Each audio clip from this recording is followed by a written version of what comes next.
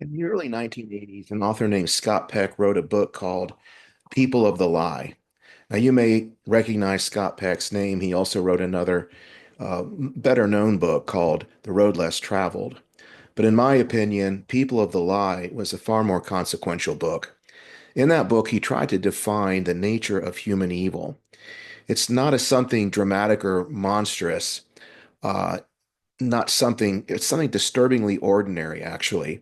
He described it as a pattern, a relentless refusal to face reality, combined with a need to protect a false image of oneself at all costs.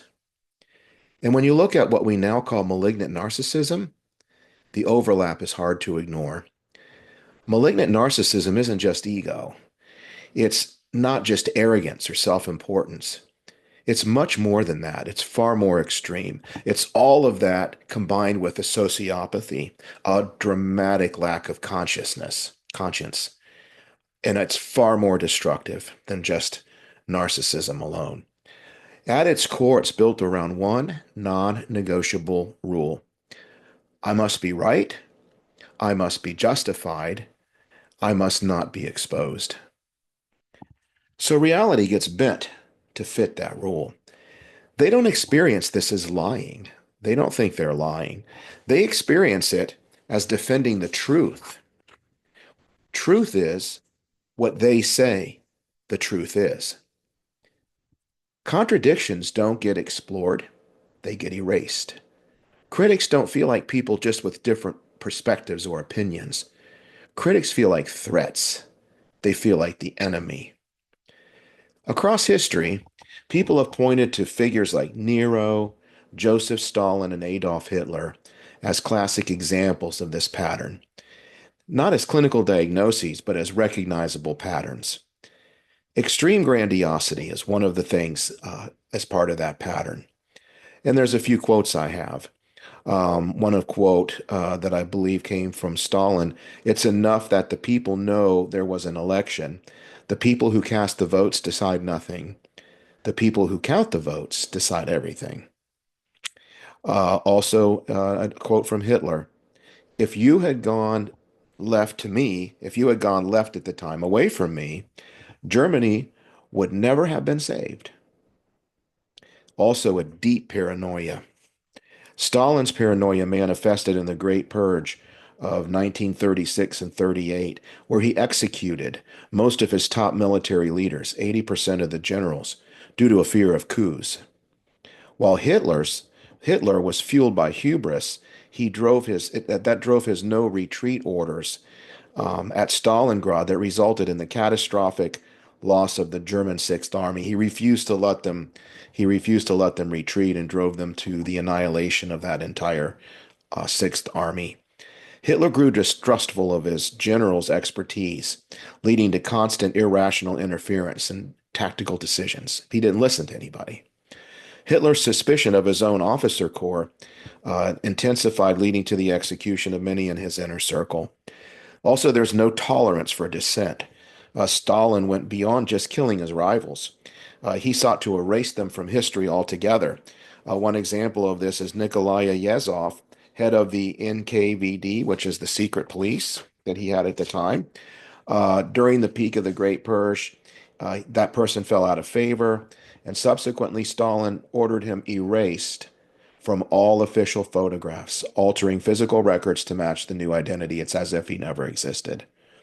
Back then, they were even having altered photographs, and a willingness to punish anyone or anything who challenges their version of reality. This is the last aspect of it, a willingness to punish anyone or eliminate anyone who challenges their version of reality. Stalin, for example, fabricated the idea that prosperous peasants at the time, kulaks, were enemies of the people. That's the term he used, enemies of the people, stalling communism. He mandated their liquidation as a class, leading to millions being shot, deported, or sent to the gulag. The point here isn't labeling them. The point is recognizing the kind of mind that produces this pattern again and again. Let's go inside the mind of the malignant narcissist. This is where it gets uncomfortable. A malignant narcissist isn't just protecting their ego, they're protecting their entire identity. If they admit they're wrong in any sort of meaningful way, it doesn't feel like growth to them. It feels like complete collapse. They can't do it and they won't ever do it. So they don't adjust, they escalate. Failure becomes sabotage by somebody else. Criticism becomes attack. Accountability becomes persecution.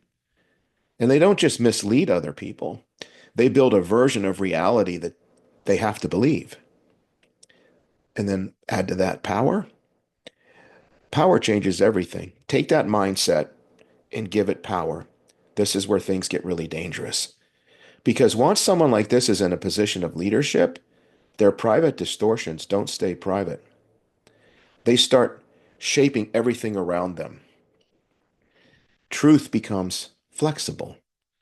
Loyalty becomes more important than competence.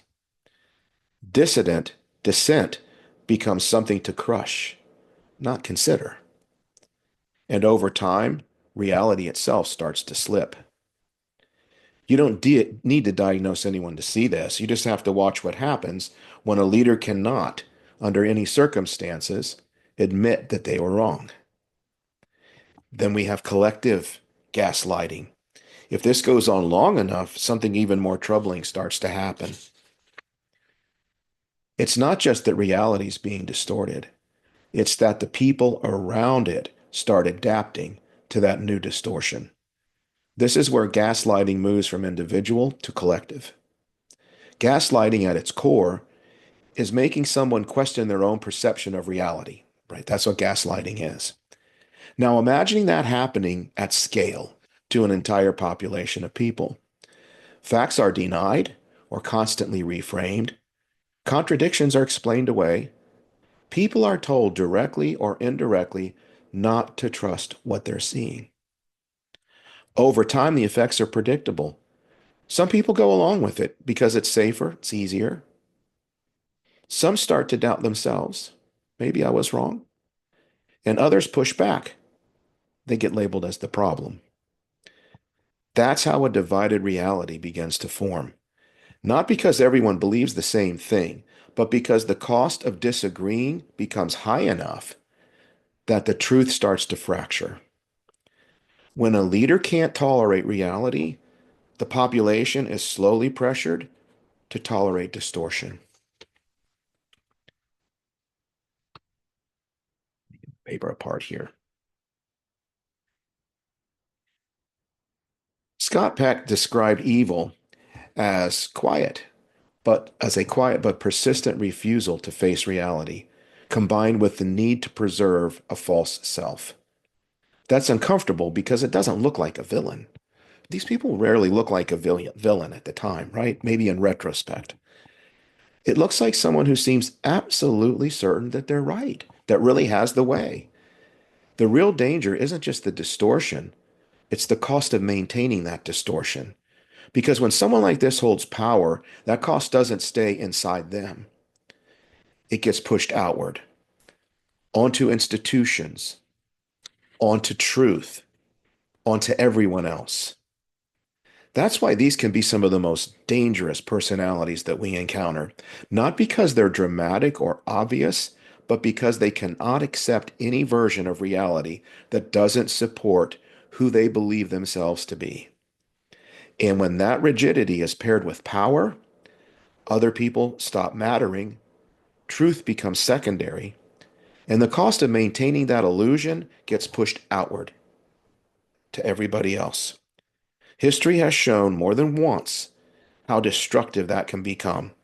So the responsibility isn't to diagnose or to label, it's simply to recognize the pattern, to pay attention when reality is being bent instead of faced, to be cautious when someone demands loyalty at the expense of truth. That's where the real danger begins.